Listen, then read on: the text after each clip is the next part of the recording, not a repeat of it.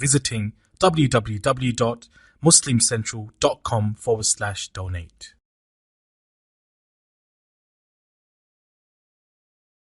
الحمد لله رب العالمين والصلاة والسلام على أشرف المرسلين سيدنا محمد وعلى آله وصحبه أجمعين.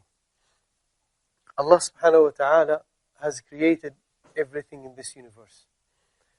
And He created humans, the children of Adam, but He did not leave them without any maintenance. He did not leave them without means of sustenance. And Allah subhanahu wa ta'ala said that He, in Surah Al-A'raf, in a very beautiful ayah, He said, وَلَقَدْ مَكَّنَّاكُمْ فِي الْأَرْضِ وَجَعَلْنَا لَكُمْ فِيهَا مَعَايِشْ قَلِيلًا مَا تَشْكُرُونَ. Allah subhanahu wa ta'ala is saying, verily we have established you upon the earth and make for you therein ways of livelihood. قَلِيلًا مَا تَشْكُرُونَ, and how little are you grateful. So Allah subhanahu wa ta'ala, العلماء يقولون هنا الممكن في الأرض هو الذي يحتل المكان، باللغة العربية يحتل المكان من غير منافسة ولا زحزحة. They said the one who was given establishment on earth or in any place is the one who is able to occupy that space or a place without any competition, without any challenge. And this is actually what Allah subhanahu wa ta'ala did to the humans, the children of Adam. He allowed them to occupy this planet Earth. So there are no other species on this earth that have the power, who have the power to challenge the authority and the power and the control of humans on this earth. And yes, our life in this earth depends on, the means of substance, and it depends on the resources that Allah subhanahu wa ta'ala has created in this earth. But Allah subhanahu wa ta'ala has granted this child of Adam, the son of Adam, the power to make an income or to make a living or to earn his daily bread. وَجَعَلْنَا لَكُمْ فِيهَا مَعَايِشْ قَلِيلًا مَا تَشْكُرُونَ. And Allah subhanahu wa ta'ala said, قَلِيلًا مَا تَشْكُرُونَ, how little are you grateful? Because Allah subhanahu wa ta'ala knows that we will take everything for granted. We wake up every morning being able to breathe, being able to drink water, being able to walk, and to go to work, and make a living, turn on your car, come to the masjid, do things. But we don't pay attention to this ni'am. We take them for granted. And that's why Allah subhanahu wa ta'ala said, قَلِيلًا مَا تَشْكُرُونَ, because the moment you pay attention to the ni'mah, if you are driving in a safe place and you feel like you are safe, you feel that you have your income for the day, you have your bread for the day, your family is safe, everything is fine. The moment you pay attention to this ni'am, you will automatically thank Allah subhanahu wa ta'ala. But the problem with the majority of people that they don't pay attention to these bounties, this ni'am. We take everything for granted, and that's why Allah subhanahu wa ta'ala said, قَلِيلًا مَا تَشْكُرُونَ. As a result of this, Allah subhanahu wa ta'ala called Himself Ar-Razzaq. And sometimes He's named in the Quran Ar-Raziq. Ar-Razzaq and Ar-Raziq, they have the same meaning. And sometimes Allah subhanahu wa ta'ala would call Himself Khairul Raziqeen, the best of all providers. So what is the difference between Ar-Razzaq and Ar-Raziq? Ar-Razzaq is an intensive form of Ar-Raziq. They have the same meaning, which is the provider, but the Ar-Razzaq, it has an intensive form because Allah subhanahu wa ta'ala provides for all His creation. Those who believed in Him and those who disbelieved in Him. He created every single creation on earth is benefiting from the rizq of Allah subhanahu wa ta'ala. So you could translate the word Ar-Razzaq as the supreme provider. And Khairul Raziqeen, the best of all providers, because in our life, when we interact with each other, children might think that the father is providing for them. The wife would tell you that I depend on my husband, I don't have an income. Children or young adults will tell you, I don't have an income, I have a job, I depend on my father. It's okay to say these things. This is not a statement of shirk billah, because it means that they don't have an income, they don't have money, so are using the resources coming from their parents or from someone else. So in what appears to people, these people are providing to each other. But Allah subhanahu wa ta'ala reminds us all the time that He's khairul raziqeen, He's the best of all providers. And that's why in the Quran He said, وَمَا مِن دَابَّةٍ فِي الْأَرْضِ إِلَّا عَلَى اللَّهِ رِزْقُهَا. He said, there is no creature on earth except that its sustenance depends on Allah subhanahu wa ta'ala. And that includes every creation of Allah subhanahu wa ta'ala. Ibrahim alayhi salam one time made a dua to Allah subhanahu wa ta'ala. He made a dua to Allah to provide for the believing inhabitants of Mecca. So he was concerned about the mu'mineen who would live in the city of Mecca. At that time, Mecca was not there. It was an open valley. He left his wife, Hajar, and her son, Ismail, alayhi salam. And that was a great, actually, lesson of tawakkul. We'll come back to it. He left his wife and his son there. And he trusted in the power of Allah subhanahu wa ta'ala. وَثِقَ فِيمَا عِنْدَ اللَّهِ عَزَّ وَجَلَّ.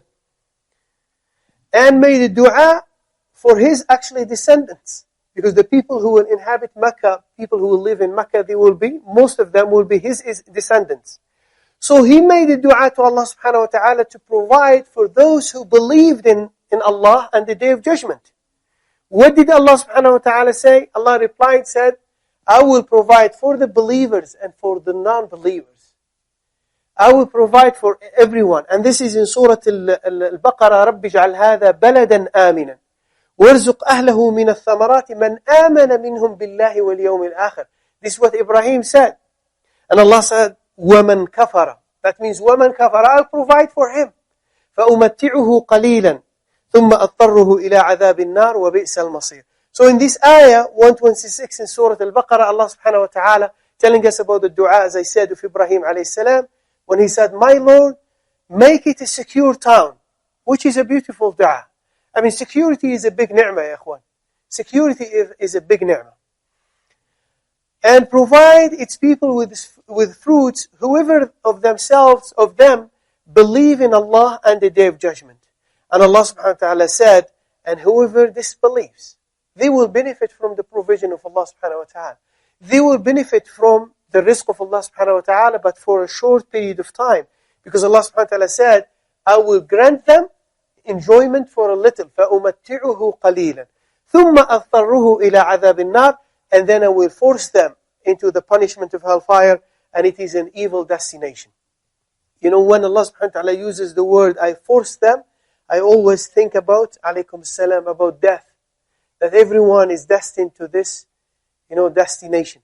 Everyone will die. No one will have choice. No one will escape death. Everyone is moving towards this destination. He will die. He will go to the grave, whether he's a Muslim or not, or a non-Muslim. This is the way Allah subhanahu wa ta'ala, this is a rule that Allah subhanahu wa ta'ala has made in this life, in this universe, that people will be moving to this. Whether they like it or they don't like it. They will reach old age. They will become weak.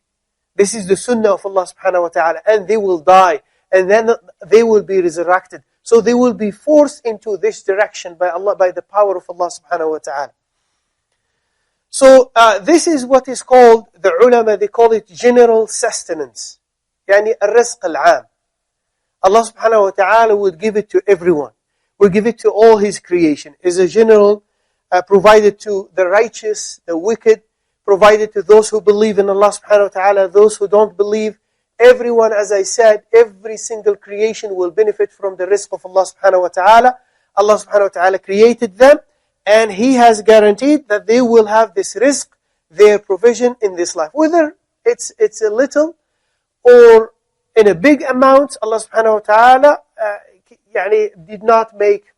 People have different, resources. Some of them have limited resources. Some of them have limited, means, financial means. Some of them are wealthy, and they have plenty of resources. So this is the qismah of Allah subhanahu wa ta'ala. Allah subhanahu wa ta'ala decides. This is His decision. When someone is born, before that, Allah subhanahu wa ta'ala has decreed the term the time that he will spend on this earth, and how much money he will earn on this earth. So this is the first type of rizq. There is another type of rizq which is more important. And this is something that is given to the selected, to Allah's, the selected, Allah, the servant of Allah subhanahu wa ta'ala.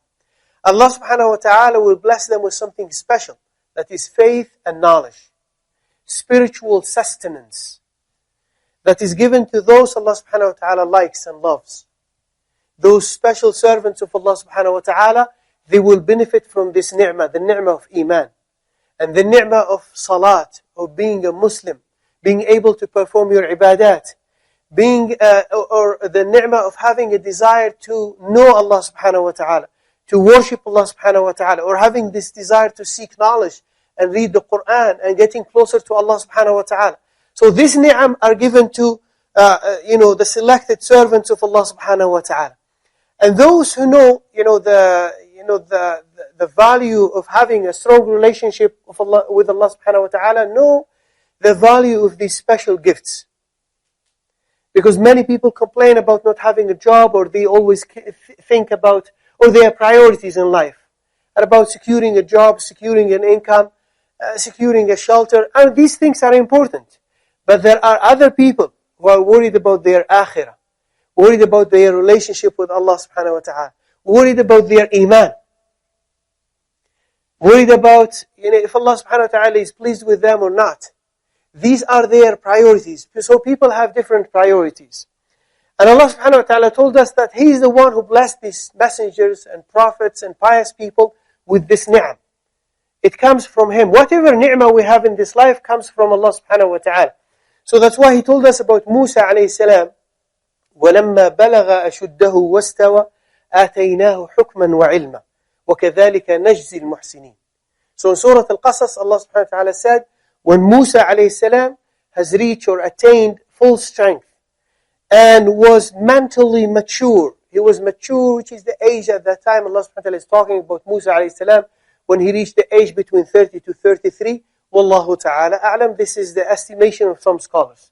And he was made a messenger or a prophet 10 years later when he reached the age of 40, after he spent 10 years in the area of Madian and decided to go back to Egypt to visit his family. So now, but Allah subhanahu wa ta'ala told us about this ayah in Surah Al-Qasas when Musa alayhi salam was in Egypt before going to Madian.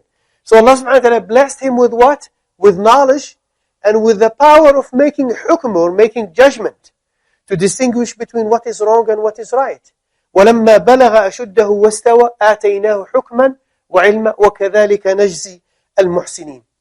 What did Allah subhanahu wa ta'ala tell us about, talking about Musa alayhi salam, but this time in Surah Al-Kahf, telling us something about Al-Khadir alayhi salam, the other prophet. And for sure he was a prophet. There is no doubt that he was a prophet. He was acting like a prophet, receiving wahi from Allah subhanahu wa ta'ala. Al-Khadir alayhi salam. When some scholars decided, or they came up with the view that he was not a prophet, he was only a saint, a wali, a pious man, then subhanallah, many Muslim groups were corrupted. They became corrupted because of this aqeedah. And they started believing that a wali could be better than a prophet, or an imam within the Shia order could be better than a prophet, using this proof. There is no doubt that Al-Khadir alayhi salam was a prophet. But what did Allah subhanahu wa ta'ala said about him? When Musa alayhi salam with his servant were looking for this man, Al-Khadir alayhi salam, he said, فَوَجَدَ عَبْدًا مِنْ عِبَادِنَا آتَيْنَاهُ رَحْمَةً مِنْ عِنْدِنَا وَعَلَّمْنَاهُ مِنْ لَدُنَّا عِلْمًا. So he said, then they found a servant from among our servants, to whom we had given mercy from us. So Allah subhanahu wa ta'ala has placed mercy before knowledge. This is something that students of knowledge have to pay attention to. Mercy comes before knowledge. Mercy in the way you deliver the message. You have to have mercy in the way talking to people, making da'wah, solving their problems. You have to treat people with mercy. There are many people who give priority to what is wrong and right, and they keep, judging people, passing judgment over their brothers and sisters, because they don't understand the concept of mercy. So this is a beautiful example Allah subhanahu wa ta'ala is telling us. Even though we know that Al-Khadir alayhi salam will be doing things that appear tough, things that we don't understand. If they happen in front of our eyes, we will not understand them. We will not absorb them easily. The killing of a child. But Al-Khadir alayhi salam knew through Al-Wahi that this child will grow up. Allah told him will grow up and he will make his parents suffer. He will be a source of suffering for his parents. So Allah subhanahu wa ta'ala decided, it was his decision, Allah's decision, not Al-Khadir's decision, that this child would die at that time and Allah subhanahu wa ta'ala would replace him with a pious child. So it's something that we human beings, Musa alayhi salam, a great messenger, could not understand that action at that moment. But even though, with all these things happening, at that moment in that story, Allah subhanahu wa ta'ala described this man, that he's someone who was given mercy. That Allah subhanahu wa ta'ala blessed him with mercy. So he did these things out of mercy, because he was concerned about the safety of those who were working in the ship, and concerned about the wealth of those 2 orphans in the town. So he did all this and concerned about the well-being of the 2 parents. So everything was done with mercy. But when you look at it, you think that, no, he's doing corruption now. He's destroying the ship of these poor people who are working in the sea. They don't have an income. This is what appears to us if we see it happening in front of us. What might appear. And this is how Musa alayhi salam looked at it at that time. But the point here, that Allah subhanahu wa ta'ala is saying, آتَيْنَاهُ رَحْمَةً مِنْ عِنْدِنَا. So the mercy that he had in his heart, it was a gift, special gift given to him by Allah subhanahu wa ta'ala. And this is a special type of rizq. It is a rizq. Even when you have good manners, this is a rizq from Allah subhanahu wa ta'ala. If you are skilled and you know how to deal, you have customer service, good customer service, this is a rizq from Allah subhanahu wa ta'ala. Actually, this good customer service might bring you money. So it's a source of income. Could be a source of income for you. So all the things that you have in your life, whether they are tangible, material things, or things that you don't pay attention to, skills, or akhlaq, or manners, or anything that you are equipped with, is a rizq from Allah subhanahu wa ta'ala. What did Allah subhanahu wa ta'ala say about Luqman? وَلَقَدْ آتَيْنَا لُقْمَانَ الْحِكْمَةِ آتَيْنَا. We have given Luqman al-hikmah, wisdom. What did he say about Sulaiman alayhi salam? فَفَهَّمْنَاهَا سُلَيْمَانَ وَكُلًّا آتَيْنَا حُكْمًا وَعِلْمًا. So Allah subhanahu wa ta'ala is saying there was a mas'ala, there was a case there in front of Sulaiman and his father Dawood alayhi salam. They were supposed to make a judgment in that case. But Allah subhanahu wa ta'ala decided to bless Sulaiman, who is the son, not the father. The father here is Dawood alayhi salam. Of course, he was not offended. It's his son who was able to solve the problem. Sulaiman is a prophet and Dawood is a prophet. But Sulaiman was the son. So you expect the father to be more knowledgeable, right? To be more experienced. But Allah subhanahu wa ta'ala decided to give the hikmah or the knowledge of that certain case, that specific case to Sulaiman. فَفَهَمْنَاهَا سُلَيْمَانَ وَكُلًّا آتَيْنَا حُكْمًا وَعِلْمًا. And he said, and to each of them we gave judgment and knowledge. That's why Shaykh Islam Ibn Taymiyyah, one of his du'as, Allahumma ya mu'allima Ibrahima, allimni.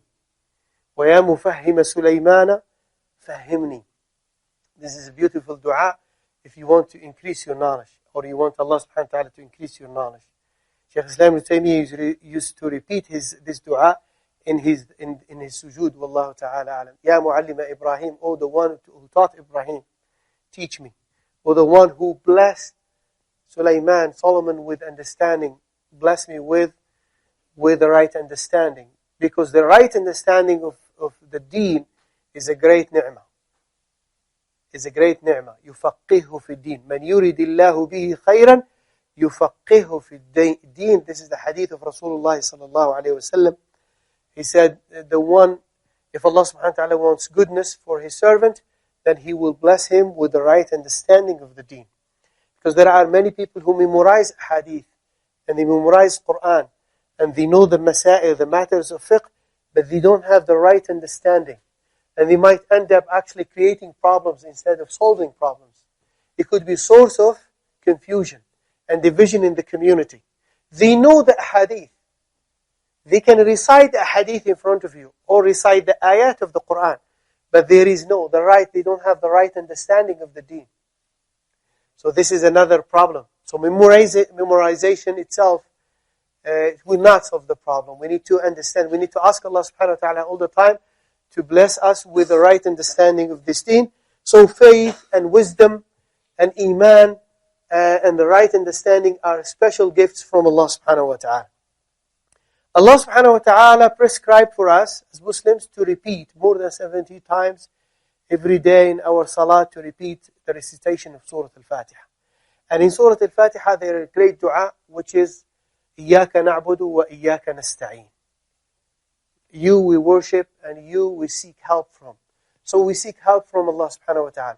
So whether we are seeking means of livelihood, we are seeking rizq, we're looking for an income, or we want Allah subhanahu wa ta'ala to increase our knowledge, or to help us come to the masjid, enable us to come to the masjid and pray the 5 daily prayers, or enable us to fast the Mondays and Thursdays, or do an excellent job during the days of Dhul Hijjah. Whatever you are seeking, whatever you want to achieve, you need to seek help from Allah subhanahu wa ta'ala. You always rely on Allah subhanahu wa ta'ala. We need His help. So we know that He is a Razzaq, He is the best provider, and He has the power subhanahu wa ta'ala to give us what we want. And that's why the ulama, they said the definition, one of the best definition of tawakkul, they said هو صدق اعتماد القلب على الله في استجلاب المصالح ودفع المضار من أمور الدنيا والآخرة. صدق اعتماد القلب على الله.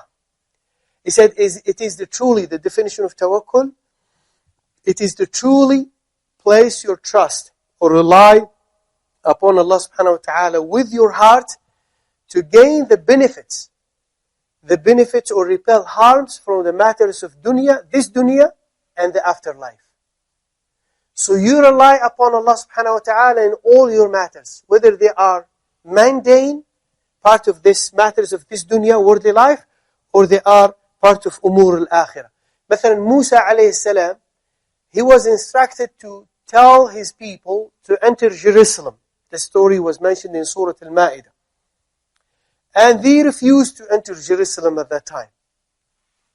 They were scared, and they were scared they were worried. They were afraid of their enemies, and they didn't want to go inside Jerusalem. Two pious people tried. The ulama of the tafsir, they said these two people could be actually Musa and Harun, or they could be Harun and Yusha. Wallahu ta'ala. Yusha is another prophet who will lead the Ummah of Banu Israel, who led the Ummah of Banu Israel after the death of Musa alayhi salam. Because Harun alayhi salam passed away before Musa. And then Musa, when he was 120 years old, Wallahu ta'ala alam, and then after Musa, the leadership was in the hands of Yusha ibn Nun alayhi salam. So Allah subhanahu wa ta'ala told us, two pious people from the children of Israel at that time, told them, enter upon them through the gate. For when you enter it, you'll be dominant. So that was the promise of Allah subhanahu wa ta'ala. You just have to enter the gate of Jerusalem, and you will be successful. You'll be dominant.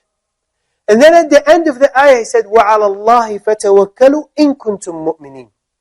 And upon Allah rely if you believe in Him. If you are believers, then you should place your trust in Allah subhanahu wa ta'ala. So we trust in the plans of Allah subhanahu wa ta'ala. We trust in the power of Allah subhanahu wa ta'ala, in His abilities, because we know that Allah subhanahu wa ta'ala has the power to do things. And He has the ability to give us whatever we want. And He has the ability to make change happen in our life or in the life of anyone, and to fulfill our needs. And this state of mind is priceless, ya ikhwan, because it will give us an amazing peace of mind.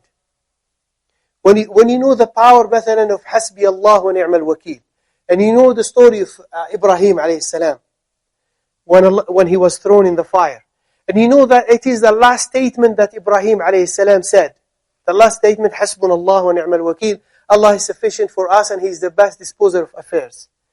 And you know that Allah subhanahu wa ta'ala, that Muhammad sallallahu alayhi wa sallam and his companions, Allah told us about their story, made the same statement, and Allah subhanahu wa ta'ala saved them from against the plots of the people of Mecca who were plotting against them. You know all these things. You know the value of this word. When you are facing some hardship, facing some difficulties, and you keep repeating this statement, you should feel comfortable. You should feel at ease. If someone is sick, ya ikhwan, someone is sick, and he had the chance to go to the best doctor in town, or the best doctor in the whole country, right? Wouldn't he feel at ease that he is handing his matters, the matters of his health, to the best doctor in town, right? So we have Allah subhanahu wa ta'ala, our creator, who is al-wakil. Tawakkala bihifdhi ibadah. Ya Allah subhanahu wa ta'ala is promising you that if you place your trust in Him, Allah subhanahu wa ta'ala will suffice your need. وَمَن يَتَوَكَّلْ عَلَى اللَّهِ فَهُوَ حَسْبُهُ. This is promise of Allah subhanahu wa ta'ala. وَكَفَى بِهِ وَكِيلًا. كَفَى بِهِ وَكِيلًا يعني Allah subhanahu wa ta'ala is sufficient. There is no need to seek help or to place your trust. You can seek help from other people in a different way. Actually, so you can seek help from people if you are trying to achieve something. But when it comes to relying, placing your trust, you should only place your trust in the power of Allah subhanahu wa ta'ala. So everything else becomes a tool in your life, including people you know, including the degrees that you have, including the money, the financial means that you have. Everything in your life becomes a tool. And you only place your trust in Allah subhanahu wa ta'ala, in the power of Allah subhanahu wa ta'ala. وَمَن يَتَوَكَّلْ عَلَى اللَّهِ فَهُوَ حَسْبُهُ. Now there is a challenge, ya ikhwan, a challenge when it comes to a tawakkul. The formula of tawakkul is very sensitive. Any slight, any small deviation with tawakkul, any small deviation, it will affect your tawakkul, and you might actually struggle. You might not achieve your goals. The formula of tawakkul is very fragile. So you need to pay attention. You need to make a balance between the right balance. So the challenge with tawakkul, ya ikhwan, is the concept of tawakkul is to achieve the right balance between relying upon Allah subhanahu wa ta'ala and at the same time using the available means and resources. You need to use them. Whatever available resources and means that are available to you, you need to use them. But while using them, you have to guard your heart. You have to protect your heart. You have to watch your thoughts, your inner thoughts. Are you relying upon these means and resources, or you are relying solely upon Allah subhanahu wa ta'ala? That's the challenge with tawakkul. Otherwise, the tawakkul is a great act of ibadah. If your tawakkul is pure, you will achieve your goals. There is no doubt about it. Because this is His promise. وَمَن يَتَوَكَّلْ عَلَى اللَّهِ فَهُوَ حَسْبُهُ. There is no doubt about it. The problem is what's going on inside. That's the problem. And this is something personal. No one can help you with it. No one can help me with it. It's me. It's my personal life. I have to work it out. I have to rely firmly on the power of Allah, at the same time using these resources and these means. Whether they are humans, connections, financial means, degrees, whatever thing you have in your life, whatever means you have, you need to use them. That's why the ulama, they said, يقولون الالتفات. This is a famous statement. الالتفات إلى الأسباب قدح في التوحيد. الالتفات إلى الأسباب قدح في التوحيد وترك الأخذ بالأسباب ترك للشريعة أو قدح في الشريعة. They said, relying on one's means and resources is a deviation from pure tawheed. We're not saying the person becomes mushrik. He doesn't become mushrik. But it is a deviation from the pure tawheed that we are supposed to have in our life as Muslims. It's a deviation because you are relying on your resources and means, paying attention more to the connections you have to your friends, to your cousins, to your kada, whatever connection, whatever resources you have, you are happy, you're satisfied with these resources. Forget about the power of Allah subhanahu wa ta'ala. Because He has the power to stop all these resources and make them invalid. They will not help you. They will not help you. Allah subhanahu wa ta'ala is the one who created the cause and the effect. And Allah subhanahu wa ta'ala is the one who controls the relationship between the cause and the effect. So here, the ulama, they said, and this is a very important statement, ترك الالتفات إلى الأسباب قدح في التوحيد وترك الأخذ بالأسباب قدح في الشريعة, and to abandon or to stop the use of the means and the resources is a deviation from the Islam or from the Sunnah of Rasulullah sallallahu alayhi wa sallam. And Allah subhanahu wa ta'ala has told us about some beautiful stories in the Quran where you'll be amazed. The story of Ayub, I'll tell you about it, and the story of Maryam alayhi salam. And you pay attention to their story and say, why did Allah ask them to do this? It doesn't help. It's not effective. But still Allah subhanahu wa ta'ala would ask them to follow the means of achievement because Allah subhanahu wa ta'ala wants to educate the ummah. You need to pay attention. You need to do your job. So there are three basic principles with this challenge. If we pay attention to them, inshaAllah, bi'idhnillahi ta'ala, we will be able to have a pure tawakkul, achieve this pure tawakkul in our life. Three principles. The first one, the ulama, they said there should be no conflict. لا منافاة بين التوكل والأخذ بالأسباب. There should be no conflict between our dependence on Allah subhanahu wa ta'ala and the use of any means or resources. So you have to work it out.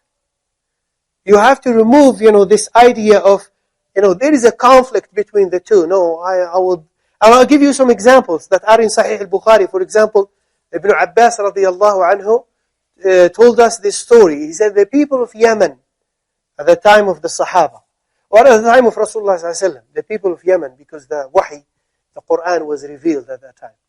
He said they used to travel for Hajj without taking any provision.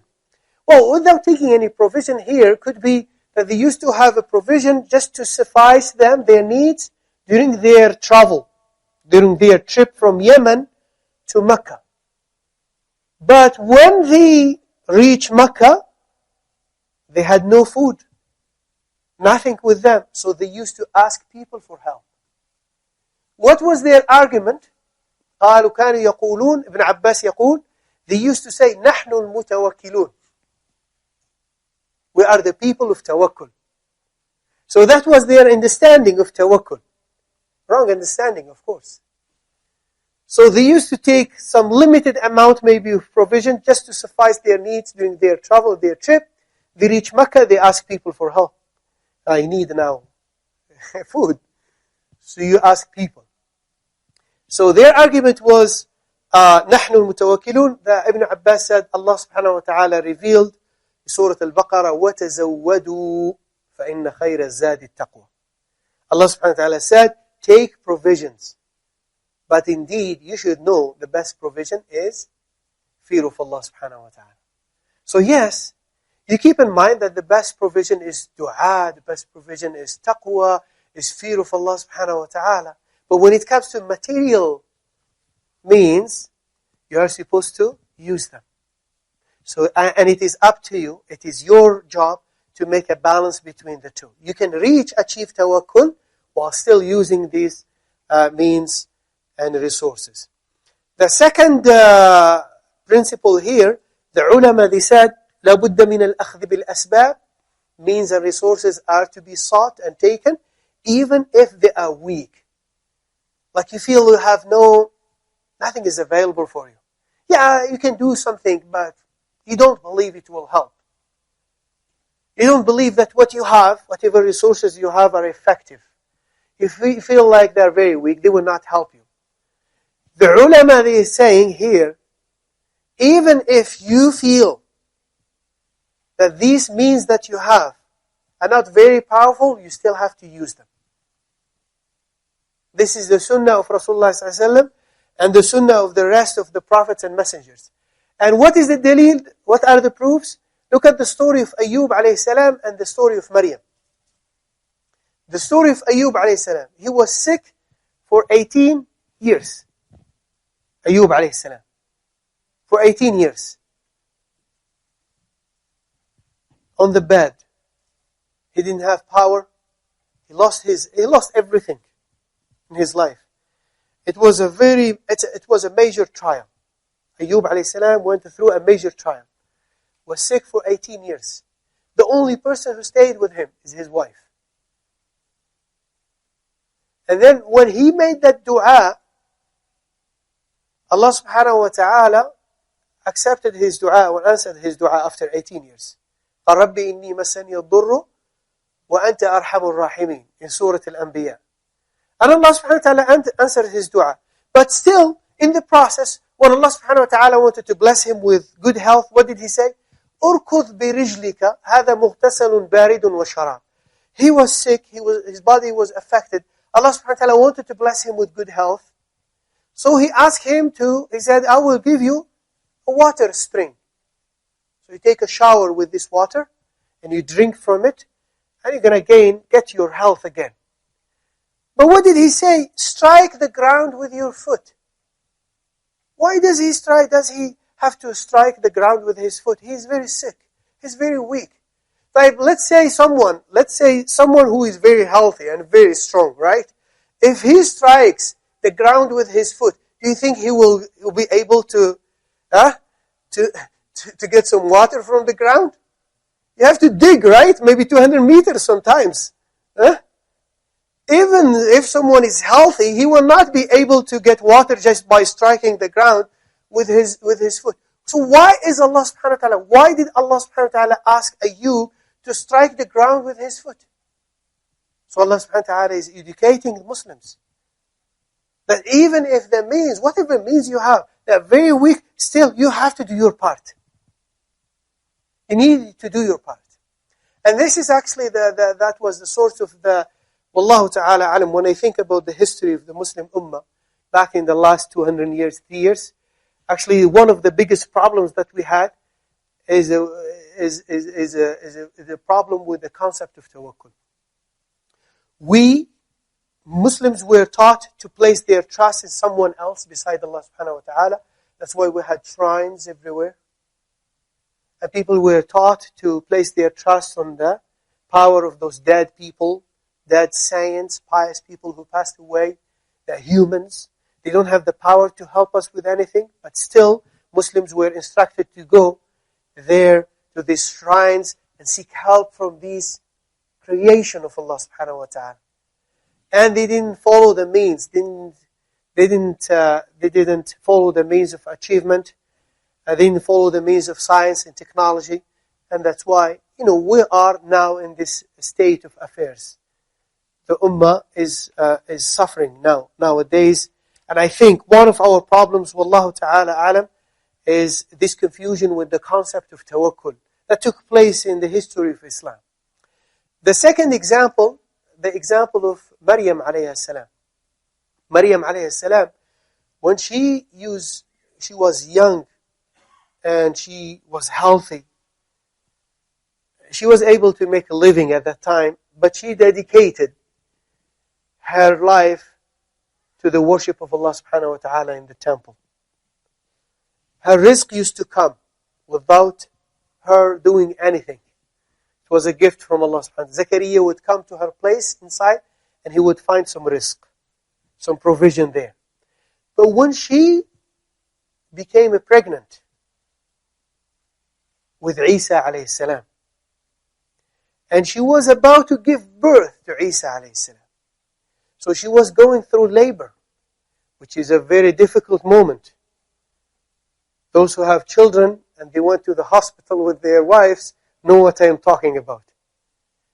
It's a very tough time for women when they go through labor and they are about to give birth to their babies. So Maryam was in that weak, moment, going through a lot. And of course she had in mind another problem, a bigger problem. She's the pious woman coming from a pious family, and she had to go and face her people with a child within her hands. And she knew that her people would not believe her, will not believe that this child was born without a father. So it was a very difficult moment, and yet Allah subhanahu wa ta'ala told her to do something. وَهُزِّي إِلَيْكِ بِجِذْعِ النَّخْلَةِ. In that moment when she needed food and help, in Surah Maryam, Allah subhanahu wa ta'ala is telling us that He told her, He instructed her, وَهُزِّي إِلَيْكِ بِجِذْعِ النَّخْلَةِ تُسَاقِطْ عَلَيْكِ رُطَبًا جَنِيًّا. He told her, shake toward you the trunk of the palm tree. She was sitting beside the palm tree. Shake the trunk of the palm tree, and it will drop upon you ripe and fresh dates. Even if someone is strong and healthy, do you think if we shake the trunk of a palm tree, he will be able to get some dates? I mean, it's difficult. He might get some, but it's difficult, right? You have to usually people climb these trees to collect these dates, right? To collect these dates. This is how people collect dates, right? But yet Allah subhanahu wa ta'ala is telling her to do this. So He wants to educate, as I said, Muslims and the believers throughout time, that you need to pay attention to these means and resources, even if they are weak. Do your part, do your job, and Allah subhanahu wa ta'ala bless your efforts. And the third principle, we should never rely on these means and resources. Because as I said, Allah subhanahu wa ta'ala is the one who created the cause and created the effect. Al-asbab wal-musabbibat. And it is Allah subhanahu wa ta'ala who controls the relationship between the cause and the effect. For example, the fire. The fire is supposed to burn, right? The fire is the cause and the effect of the fire is burning. But Allah subhanahu wa ta'ala, because He is the one who created everything, He was able to stop the fire from burning Ibrahim alayhi salam. So even if you have the means, Allah subhanahu wa ta'ala is able to, if you rely on the means, is able to make these means and resources useless, and they will not help you. We know many people who are healthy, they have no health problems, and they have no children. They go and consult the doctors, husband and wife. They have no problems. The doctor would tell them, I don't see any problem with them. Everything is fine. But Allah subhanahu wa ta'ala did not give them children. And they do everything they are supposed to do it, but no children. It's a risk from Allah subhanahu wa ta'ala. Children are a type of risk in this life. They are. And there are people who wait for 10 years. I know people who waited for 10 years, 15 years, before they were blessed with children. And I know some people who kept on saying the dua, the beautiful dua of Zakaria alayhi salam. رَبِّ لَا تَذَرْنِي فَرْدًا وَأَنْتَ خَيْرُ الْوَارِثِينَ in Surah Al-Anbiya. And Allah subhanahu wa ta'ala at the end blessed them with children. He blessed them with children. So it is, everything comes from Allah subhanahu wa ta'ala. And there is a beautiful dua that Rasulullah sallallahu alayhi wa sallam said. He said, إِنَّ جِبْرِيلُ رُوحُ الْقُدُسِ بَثَّ فِي رَوْعِي أَنَّهُ لَن تَمُوتَ نَفْسٌ حَتَّى تَسْتَكْمِلَ أَجَلَهَا وَرِزْقَهَا فَاتَّقُوا اللَّهَ وَأَجْمِلُوا فِي الطَّلَبِ وَلَا يَحْمِلَنَّكُمُ اسْتِبْطَاءُ الرِّزْقِ عَلَىٰ أَن تَطْلُبُوهُ بِمَعْصِيَةِ اللَّهِ فَإِنَّمَا عِنْدَ اللَّهِ لَا يُطْلَبُ بِمَعْصِيَتِهِ أو لا يطلب إلا بطاعته. This is a famous hadith in which Rasulullah sallallahu alayhi wa sallam, he said, Jibreel or Ruh al-Qudus has cast into my heart that no soul shall die until it completes its term, appointed term on this life. Yani if Allah subhanahu wa ta'ala decreed for you that you're going to live 80 years, then no one will be able to end your life until you reach that age. If He decreed for you to live 100 years, then you're going to live 100 years. No one will be able to end your life. That is the decree of Allah. And then He said in the same hadith, حَتَّى تَسْتَكْمِلَ أَجَلَهَا وَرِزْقَهَا, until it completes the appointed term and it receives the rizq, its provision in full. So whatever was written for you, you will get it. You will receive it. No one will stop your rizq from coming to you. That's why Allah subhanahu wa ta'ala wants you. He wants you as a mu'min to pay attention to your duty on earth. And what is your duty on earth is to worship Allah subhanahu wa ta'ala. Your duty is to prepare yourself to meet Allah subhanahu wa ta'ala. And when we say worshipping Allah subhanahu wa ta'ala, we don't mean staying in the masjid 24 hours. It's to make that balance between your spiritual needs, achieve this balance between your spiritual needs and between your material needs. Between your job, between your family life. This is something very important, ya ikhwan.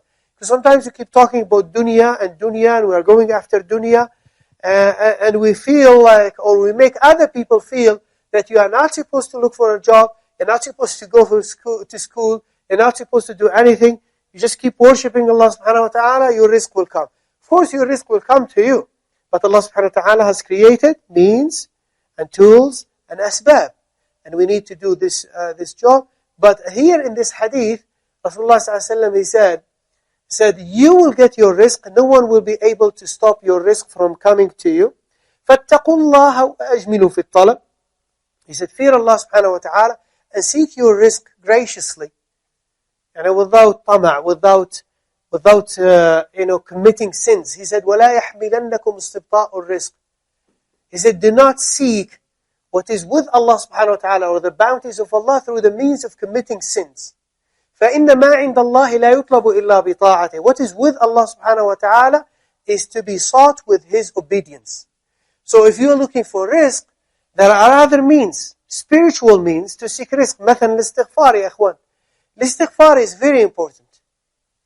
Is an excellent actually cure or tool for those who are seeking rizq or want to increase their wealth or they want children. Istighfar. And there are many forms of istighfar, many beautiful forms. You can say astaghfirullah wa atubu ilayh or astaghfirullah al-azim alladhi la ilaha illa huwa al-hayyul qayyum wa atubu ilayh. This is a very strong form of istighfar. أو رب اغفر لي وتب علي إنك أنت التواب الرحيم أو رب إني ظلمت نفسي ولا يغفر الذنوب إلا أنت فاغفر لي فإنه لا يغفر الذنوب إلا أنت or سيد الاستغفار, the master supplication of seeking الاستغفار. It is found in Hacene al-Muslim and it is part of our morning and evening supplications. Or the dua of Musa عليه السلام رب إني لما أنزلت إلي من خير فقير, or helping other people, keeping the ties of kinship. Keeping the ties of kinship is a tool for you to seek rizq. Allah subhanahu wa ta'ala will bless your rizq. Will bless your family life, bless your business life when you keep the ties of kinship and you keep a good relationship with your parents. And you take care of the needs of your parents. So these are spiritual means to seek the provision of Allah subhanahu wa ta'ala. There are people who say, we live in the society and it's very difficult. We know it's very difficult. And sometimes people come with questions. And we tell them, yes, there is some haram, activities in this company. Wallah, you can take this job as long as you are not directly involved in making sin. You can take this job. If you're not happy, you're not comfortable, you take it with the intention of what? Of seeking for another job. You don't be comfortable with this job since there is some haram activities that are involved there that are part of your job. So there are alhamdulillah, some solutions in fiqh in our deen. But in general, Allah subhanahu wa ta'ala wants you, He wants to know that you are concerned about your relationship with Him. مثلا, if you get a job in which they don't allow you to pray Jum'ah, would you become very concerned and worried about your Jum'ah and your relationship with Allah subhanahu wa ta'ala? Or you say, You know, I mean, we live in Canada, and that's okay. It's a non-Muslim country.